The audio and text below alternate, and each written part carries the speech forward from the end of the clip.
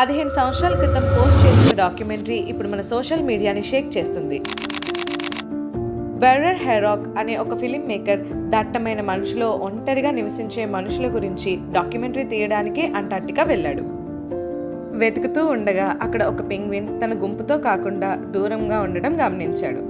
అది ఓషన్ వైపు కానీ మిగతా పెంగ్విన్స్తో కానీ కలిపి వెళ్ళట్లేదు.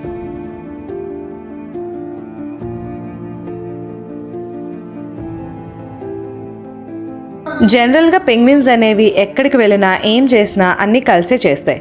కానీ ఈ పెంగ్విన్ చాలా డిఫరెంట్గా బిహేవ్ చేస్తుంది. ఆ పెంగ్విన్ దారి తప్పు వెళ్తుందేమో అని వెర్నర్ వాటిని పెంగ్విన్ గుంపుతో కలపడానికి ప్రయత్నించాడు.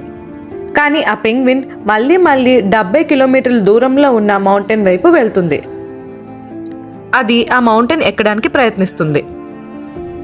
ఆ పెంగ్విన్ మౌంటైన్ ఎక్కడానికి ఎందుకు ప్రయత్నిస్తుందో అక్కడ ఉన్న వాళ్ళు ఎవ్వరికీ అర్థం కాలేదు. 15 ఏళ్ల క్రితం పోస్ట్ చేసిన డాక్యుమెంటరీలో వాళ్ళు ఇంతవరకే చూపించారు. కానీ అందరూ ఈ డాక్యుమెంటరీని ఇప్పుడు ఎందుకు వైరల్ చేస్తున్నారు?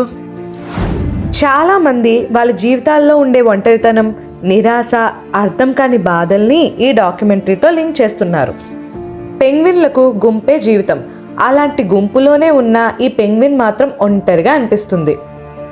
ఎవరూ అర్థం చేసుకొని బాధ, ఎవరితోనూ చెప్పుకోలేని మౌనం, బయటకు కనిపించని గాయాలు, ఇవి అన్నీ ఆ పెంగ్విన్ ప్రవర్తనలో కనిపిస్తున్నాయి. కొందరు నవ్వుతారు, కొందరు పట్టించుకోరు. కానీ ఆ పెంగ్విన్ మాత్రం ప్రతిరోజు తనలో తానే పోరాడుతుంది. ఈ పెంగ్విన్ కథ చిన్నదే అయినా మనకు చాలా పెద్ద సందేశాన్ని ఇస్తుంది. మన చుట్టూ ఉన్న వాళ్ళ భావాలను అర్థం చేసుకోవడం నేర్చుకోవాలి. చిన్న మాట, చిన్న సహాయం కూడా ఎవరి జీవితాన్నైనా మార్చగలదు. మౌనం కూడా ఒక అరుపే, దాన్ని వినే హృదయం కావాలి. మనిషి అయినా పెంగ్విన్ అయినా అందరికీ అర్థం కావాల్సింది ప్రేమ, ఆదరణ మరియు తోడు. ఈ వీడియో చూసిన తర్వాత మీ చుట్టూ ఉన్న వాళ్ళని ఒకసారి గమనించండి. ఎవరైనా నిశ్శబ్దంగా ఉంటే వాళ్ళని అడగండి, నువ్వు ఓకేనా అని. అది వాళ్ళకి ఎంతో అవసరమైన ప్రశ్న కావచ్చు.